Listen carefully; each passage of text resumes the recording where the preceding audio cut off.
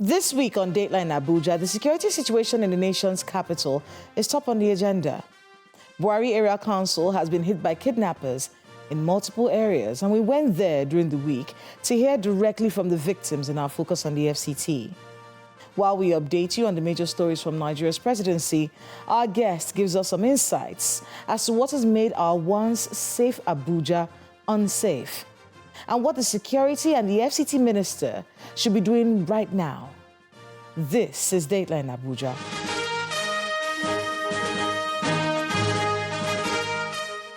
Hello and welcome to Dateline Abuja. I am Kayla Megwa. Let's begin with the update on the major stories from Nigeria's seat of power in the past week. Earlier in the week, President Tinubu ordered the immediate suspension of the Minister of Humanitarian Affairs and Poverty Alleviation, Dr. Betta Edu, from office with immediate effect.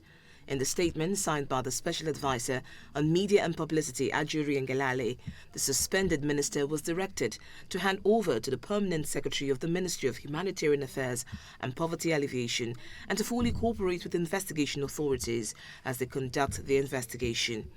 The Executive Chairman of the Economic and Financial Crimes Commission has been directed to conduct a thorough investigation into all aspects of the financial transactions involving the Federal Ministry of Humanitarian Affairs and Poverty Alleviation, as well as one or more agencies thereunder.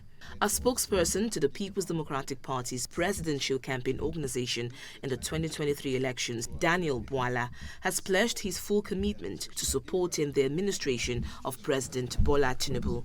He was speaking after he paid a visit on the president at the State House in Abuja.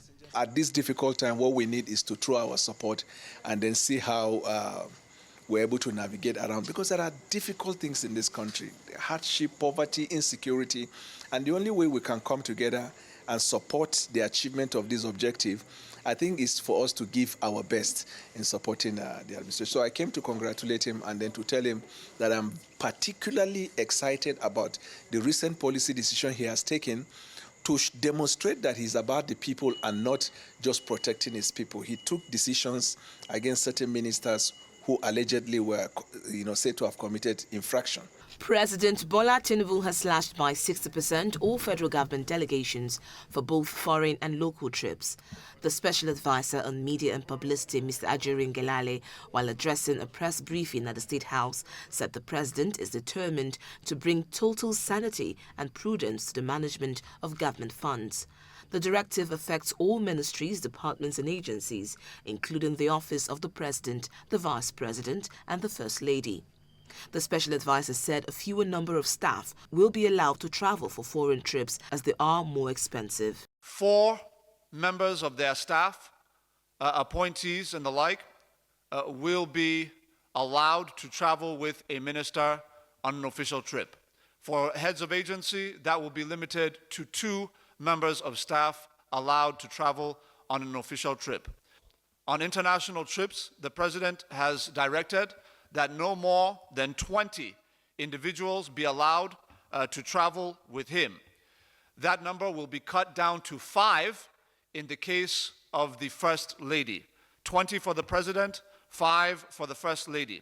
President Bola Tinubu has met with Governor Siminalayi Fubara of Rivers State at the presidential villa in Abuja. Mr. Fubara, who arrived at the presidential villa at about 5:40 in the evening, went straight to the office of the president, where they met behind closed doors. The reason for the visit was not disclosed. After about an hour, Mr. Fubara was at the press gallery of the State House, where journalists tried to engage him on the outcome of the meeting. He, however, declined to speak, saying off camera that he was only invited by the president and that the visit was a private one. Now, it was a hectic day at the Supreme Court in Abuja during the week as the fate of several state governors hung in the balance following lower court judgments that posed a threat to their positions. The 5-member Supreme Court panel commenced by confirming the election of Babajide Sanwo-Olu of the All Progressives Congress as the governor of Lagos State. Governor Bala Mohammed of the People's Democratic Party was affirmed as the governor. The much-anticipated judgment for Kano State saw the Supreme Court overturning the dismissal of Kano's Abba Yusuf of the New Nigeria People's Party by the Court of Appeal. Governor Dauda Lawal affirmed as the governor of Zamfara State. The election of Francis Nwifuru as governor of Ebonyi State was also affirmed. The sack of Governor Caleb Muftwang of Plateau State was set aside by the Supreme Court, and the victory of Alex Oti as Abia State governor was also affirmed, as was that of the governor of Cross River State, Basi Otu. Following the Supreme Court's judgment that has affirmed his election as governor of Lagos State, Babajide Sanwo-Olu says the judgment is a call to action for all Lagosians to continue to work for the development of the state. Pretty much, it's really just to thank all of our citizens in Lagos for their support, irrespective of what party affiliation you are, and to call everyone, all Lagosians, to join us once again on our Greater Lagos journey. It's a journey where we've said no one will be left behind. President Bola Tinubu has held a meeting with state governors of the All Progressives Congress, also known as the Progressives Governors Forum. Following the closed-door meeting which held at the council chamber in the State House, the chairman of the forum and governor of Imo State, Hope Uzodinma, said the meeting had focused on the working relationship between the federal government and subnational governments.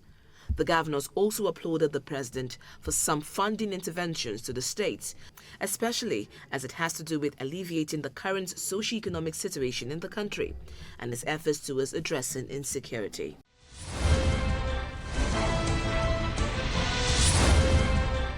Welcome back. The Abuja-Kaduna Expressway and the Buhari Area Council are the recent theatres where the activities of non-state actors have been prevalent in places like Mape, Pachin, Garam, Kuduro, and Ida. There are reports of civilians caught in the crossfire between the military and these criminal elements. And residents tell us their horror stories of being kidnapped and paying ransom to their kidnappers. This week in our Focus on the FCT, we listen to their stories. Please watch this. Nigeria's insecurity is a thorn in the flesh of its people, particularly in the north-central parts of the country. 2023 rounded up with two very sad attacks in Plateau State. And there have been reports of attacks on states surrounding the FCT, such as Niger and Nasarawa states. For over 2 hours, motorists plying the Abuja-Kaduna Expressway were stranded as protesters blocked the Buhari axis of the highway to protest the high rate of abductions in their communities. They are residents of Ida, Panshin, Gidangdogo, and Gina communities along the highway on the fringe of the Federal Capital Territory. Last year, December, my brothers, my cousin here in this village called Godna, were kidnapped. They kidnapped people from my brother's house, a pastor who owned a church here. And as a result of that, they demanded for 20 million naira. As the negotiation was going on, and then we were able to raise about 10 million naira. But I didn't know what happened. They still killed our brothers. They killed 3 of them. Apart from the protesters, some motorists who plied the road confirmed the insecurity on the highway. As you can see the road, most people that are supposed to ply the road, they are not plying the road because people are afraid because of fear of being kidnapped. So we take risks to ply this road. We are always taking risks to ply this road. Even before getting there to this place, I stopped about 3 kilometers to pray because I know I'm passing a very risky route. According to the protesters, no fewer than 20 people have been abducted from the communities between November of 2023 and January of 2024. The latest kidnap of 7 people from Gina community in the early hours of Friday sparked this protest as the protesters called for the intervention of President Tinubu. We can no longer sleep. Just this morning, they have kidnapped 7 people from, what's the name of this community? Jidna community. And this is just one of it. Within the last 2 weeks, we can talk about 20-something people that have been kidnapped, unchallenged, without any, even the rape attack, they cannot do. We want to say, we are beginning to lose confidence in the Nigerian security because we have been pushed to the wall. 4 residents of communities on the Buhari axis of the Abuja-Kaduna Expressway have regained their freedom. Residents say they were released after paying 17.5 million naira to their abductors. The victims also narrate their ordeal in the hands of their abductors.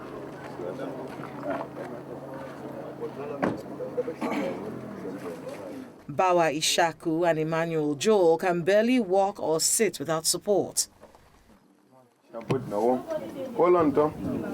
They are among the 4 lucky victims who regained freedom from kidnappers in communities on the fringes of the Federal Capital Territory along the Abuja-Kaduna Expressway. Now in the company of family and friends, they narrate their ordeals. They asked for a ransom of 130,800,000 naira. On the day they said, if I don't bring the money, I will be killed. God in his mercy worked a miracle. Yesterday, I saw family members and I praised God. They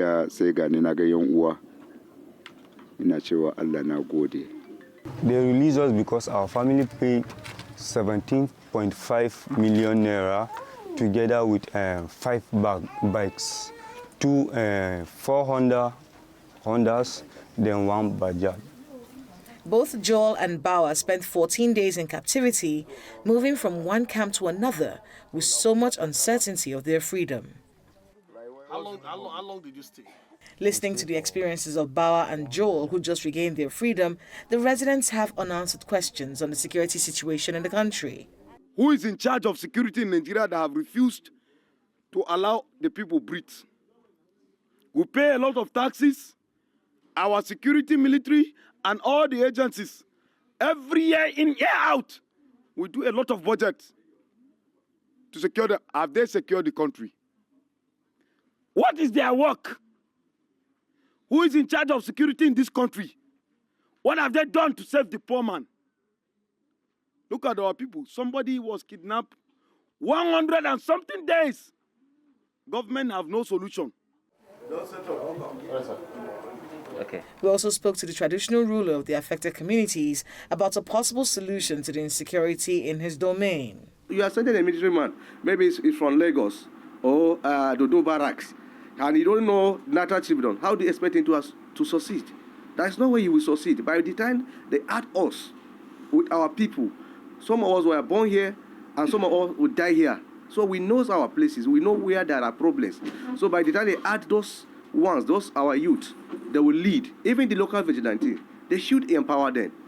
If you go to America, like example, you will see different type of security. We should create, in fact, security should be more than anything. Because if there is no peace, there's no way we sit down here and discuss. The police have mostly said that these numbers are being exaggerated. Despite this, insecurity is on the rise in many rural communities along the Buhari-Kaduna Expressway, a development that residents say is unprecedented. Meanwhile, these rural communities in Abuja and on the border between the nation's capital and states like Niger, Kaduna, Kogi and Nasarawa State have reported rising insecurity. And the residents want the security agencies to go after the kidnappers and other criminals that have made life unbearable for them.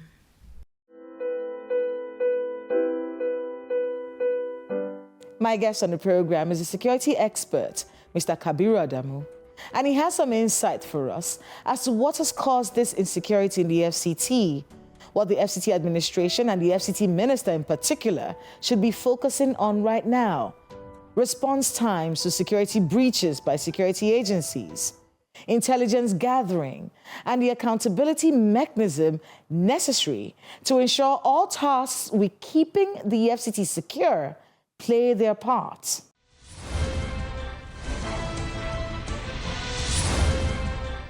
Mr. Kabiru Adamu, welcome to Dateline Abuja. My pleasure, and Happy New Year. Happy New Year. The security situation, especially in this part of the country, has become something of worry for a lot of us, especially in the nation's capital. In fact, recently, we were just listening to the Director of Media Operations, Director of Defense Media Operations, where he was speaking about, the efforts that have been made, especially with the Northwest, is Operation Whirlpool, I think, and talking about a lot of the work that they've done to, arrest bandits and terrorists and kidnappers in this area. And they started off with that January 6th incident along the Abuja-Kaduna Expressway. I know you're intimately involved in that particular matter. And then, the combat. They said they were in combat with these terrorists. And, we've heard so many disappointing stories. Apart from that, even in Buari as well. There are a lot of similarities with the kidnappings along the Abuja-Kaduna Expressway and the ones in Buari. At least I've noticed that the ransom money is about the same, which makes me believe that this is probably the same gang operating in this area. From your experience in this sort of work, what do you think is really going on here? In simple terms, the non-state armed groups that are operating within the North Central region and to an extent in the Northwest are still active. In spite of the ongoing security forces operation to stop them, they have shown clearly by the spate of incidents that we recorded towards the Yuletide period and then in early January, that they are still active and that the efforts by the security forces to incapacitate them has not yielded the desired fruit, unfortunately. Now, in simple criminology, if you want to address criminal offenses, in the crime triangle, one of the things you try to do is you stop the perpetrator from benefiting from the proceeds. As at today, these actors, they are still able to demand, they are still able to collect ransom, and then they're able to spend it. The saddest part for me, and I say this with all sense of responsibility, is that they are still using our financial institutions in some instances to collect this ransom. There are two banks that come to my name. I wouldn't want to mention them, but I'm sure everybody who is in this space knows the two banks that I'm talking about. They still use those banks mainly. They still use some of the more conventional banks too. Then secondly is the fact that they are able to communicate through the GSM networks with the victims' families. As if, for instance, there is no capability within our security forces, when I know from experience that our security forces have capabilities for monitoring such communications. And then lastly, unfortunately, is the vulnerability of our various communities. The farther you go from urban city centers, the thinner the security presence in those locations. And so these non-state armed groups, criminal groups, take advantage of this thin security deployment to carry out these attacks. Then for specifically to Abuja now, and to an extent in Kaduna, is the topography and the natural environment. The fact that especially in the border communities, you have forested and mountainous parts that provide cover for these non-state armed groups and criminal gangs. I can't overemphasize the need for collaboration between the various security formations, both in the SVT, which to a large extent in the hands of guards of brigade, and then of course the police command within the SVT. Of course you have the SSS, and then several other, almost about I think 14 or 15 other security law enforcement departments that are embedded within the SVT. They need to collaborate better, perhaps through the G7 platform that I talked about earlier on, or some other platform, so that they can monitor the activities and movements of this group, and then of course be more proactive in preventing their activities as against waiting until it happens, and then they now go after them. And then sadly, in a very ineffective manner. You referred earlier on about the incident along Abuja-Kaduna Highway. A lot of those abducted persons were currently supporting the negotiation for their release. And I can tell you that most of them attempted to go to the security departments, and not much is being done. Rather, they are being encouraged to pay the ransom, and that's not acceptable. It shows a lack of accountability. How do we ensure this accountability, before I let you go? How do we ensure this accountability, especially on the part of the FCT police, for instance? And of course, you talked about the FCT minister as well, how, the collaborations can help, to mitigate, this sense of insecurity in the FCT. But how do we get the security agencies, especially the FCT Police Command, to be more hands-on and communicate more on what's actually going on? Put out circulars. We used to see this before. It's not the first time we're facing insecurity in the FCT, but there's been more communication. Is there a reason why there isn't more communication right now? What should they be doing to allay the fears of FCC residents right now? Strategic communication. Incidentally, as if I knew we were going to have this conversation, we did reach out to them to encourage them, in fact, offer our support to enhance strategic communication. The media is there, and then I think they also need to improve their presence in the social media space. A lot of Nigerians now, especially the youth that are the vulnerable groups and that are being harvested by these bad elements, are in the social media space. They don't really watch, conventional media spaces the way most other persons do. So I think there is a need for the command to improve, especially strategic communication in that regard. The command is doing a lot. We know that, but then they need to put that out into the public so that the residents of the FCT are aware of what they're doing and they're able to support them more. In terms of accountability, I worry, honestly, and in the last few days, especially after the president, in a very commendable manner, took action against, a minister that was accused of fraud. That action has been commended, but then I worry that we are not seeing similar responses when it comes to security. I even asked the question, are we prioritizing money, as it were, over human lives, which I shouldn't be? So my point is, if in a location, in security balance, we say AOR, area of responsibility.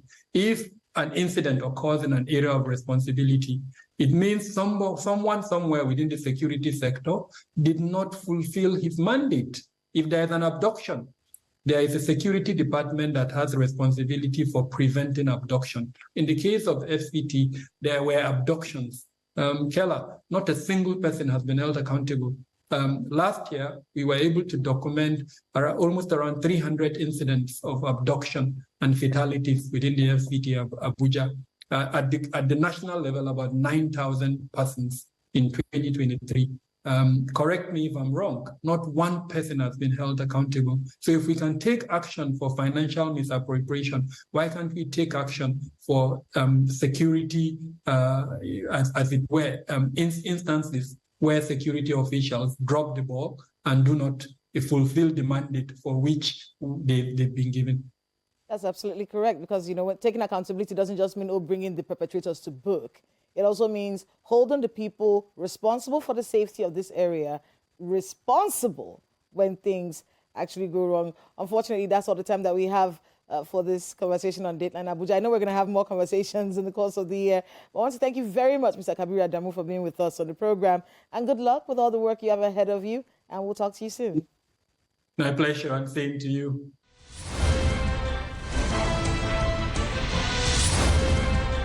Thanks to Mr. Kabiru Adamu and to everyone who spoke to us today on the program.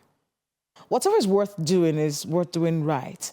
When it comes to security in Nigeria, there's either not enough information, giving room for speculations, or too much information on what is not being done, which in turn leads to panic. In response to the growing concerns regarding security along the Abuja-Kaduna Expressway, the Inspector General of Police, Kayode Egbetokun, has intensified deployments of police officers and security paraphernalia, leveraging, he says, on advanced technology and strategic resources to bolster the overall security infrastructure along the route.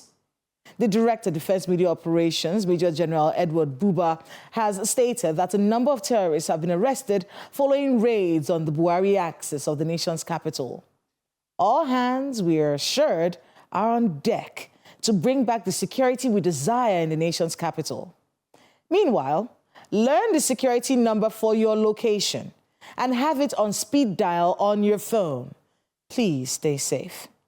That's Dateline Abuja this week. Please let us know the happenings in your neighborhood using the social media handles showing right now on your screen. Thank you so much for watching.